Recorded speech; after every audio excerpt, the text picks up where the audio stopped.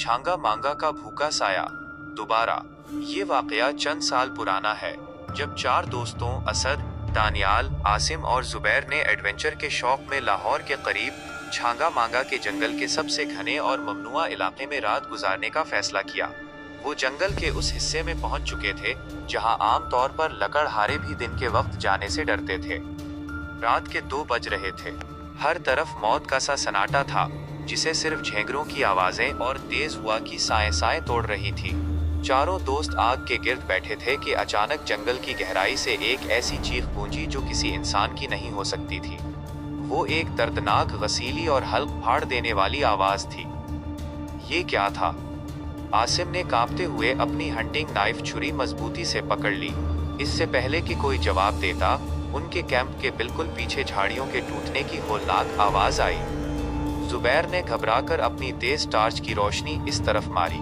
Torch की सफेद रोशनी में जो मंजर सामने था, उसे देखकर उन चारों के हल्क खुश्क हो गए।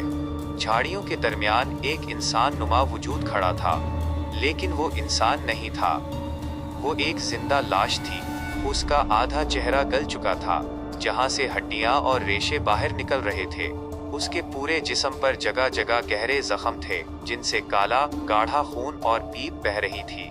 उसके लिबास पर पुराने सूखे हुए खून के धब्बे थे और उसकी आंखें बिल्कुल सफेद और बेजान थीं, लेकिन उनमें एक वहशियाना भूख चमक रही थी।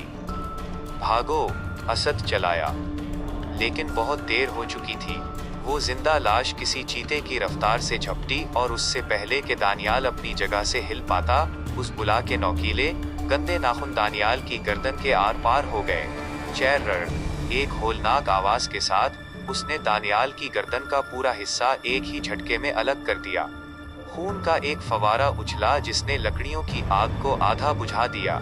दानियाल का तड़पता हुआ जिस्म जमीन पर गिरा और वो जिंदा लाश वहशियों की तरह उसके गोश्त पर टूट पड़ी। वो दांतों से उसकी हड्डियां चबा रही थी और पूरे जंगल में हड्डियां टूटने की कड़क कड़क की आवाजें गूंजने लगी। बाकी तीनों दोस्त अपनी जान बचाने के लिए जंगल की गहराई में अंधाधुंध भागने लगे।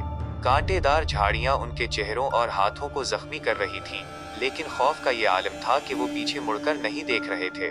भागते भागते आसिम का पांव एक जड़ से टकराया और वो दलदली जमीन पर गिर गया। मेरा हाथ पकड़ो, आसिम चिल्लाया। असद और जुबैर ने जैसे ही उसे उठाने के लिए हाथ बढ़ाया, दरख्तों के ऊपर से वही बदबूदार गली सड़ी लाश सीधी आसिम की पीठ पर आ गिरी। इस बिला ने अपने जबड़े खोले और आसिम के कंधे का पूरा गोश्त दांतों से नोच लिया। आसिम की चीखों से पूरा जंगल लर्ज उठा। हर तरफ गोश्त के फटने और खून के बहने की बू फैल गई। वो जिंदा लाश आसिम को जिंदा खा रही थी और उसका तड़पता हुआ खून आलूद हाथ असद की तरफ बढ़ रहा था, लेकिन असद कुछ नहीं कर सकता थे।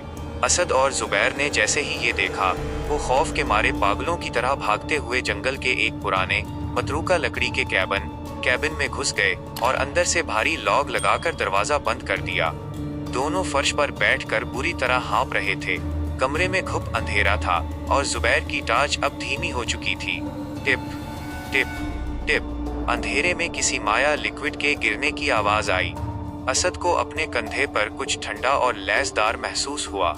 जुबैर ने कांपते हाथों से टार्च की मुद्हम रोशनी ऊपर छत की तरफ मारी। छत के शहतीर के साथ वो जिंदा लाश उल्टी लटकी हुई थी, बिल्कुल एक चमगादड़ की तरह। उसके मुंह से दानियाल और आसिम का ताजा गर्म खून टपक रहा था, जो सीधा असद के चेहरे और कपड़ों पर गिर रहा था। वो बिला छत से सीधी जुबैर के ऊपर कूद पड़ी।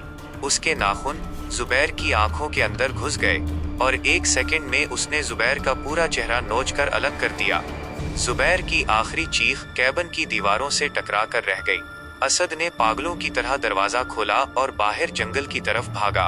अब सुबह का धुंधला सा उजाला नमूदार हो रहा था, लेकिन जंगल से बाहर निकलने का रास्ता कहीं नहीं मिल रहा था। वो भागते भागते थक कर एक बड़े दरख्त के साथ पैक लगाकर बैठ गया। उसका पूरा जिस्म उसके दोस्तों के खून से लथपथ था और वो खौफ से हिस्टेरिया का मरीज बन चुका था। उसे लगा कि वो अब बच गया है, लेकिन तभी इस दरख्त के तने के पीछे से, जहां वो टैग लगाए बैठा था, 2 गल सड़े हुए काले हाथ निकले और उन्होंने असद के बालों को पीछे से जकड़ लिया। उसके कान के बिल्कुल पास इसी होलनाक हस्ती की गर्म और बदबूदार सांसें महसूस हुईं और एक गहरी शैतानी हंसी गूंजी।